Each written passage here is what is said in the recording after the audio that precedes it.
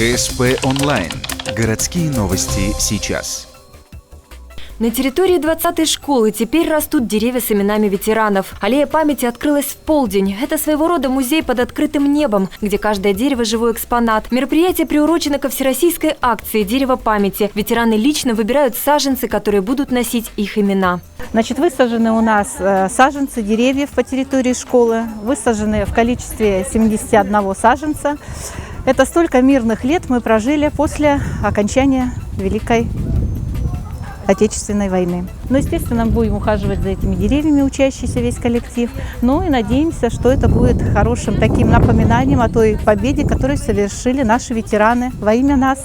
Одно из деревьев теперь носит имя ветерана Владимира Ивановича Мищенко. До войны 18-летний паренек работал формовщиком на Пятигорском моторо-ремонтном заводе. А в 1941-м пришлось формовать авиабомбы и чугунные гранаты. Но долго в тылу не выдержал. Сбежал на фронт добровольцем. Попал я, значит, сначала в Урюпинское военно-пехотное училище, но окончить его не удалось, поскольку к этому моменту фашисты уже захватили Новороссийск, Одессу и Севастополь.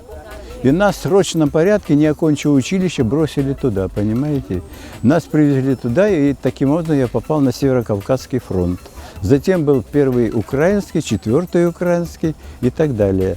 Ветеранам помогают школьники. Порядка 70 учащихся в возрасте от 14 до 17 лет участвуют в акции. Подают воду, украшают саженцы георгиевскими лентами. Для них общение с ветеранами – бесценный опыт и ожившая история. Для участников войны – особое внимание и паритет. Рядом с юными помощниками ветераны и в самом деле молодеют.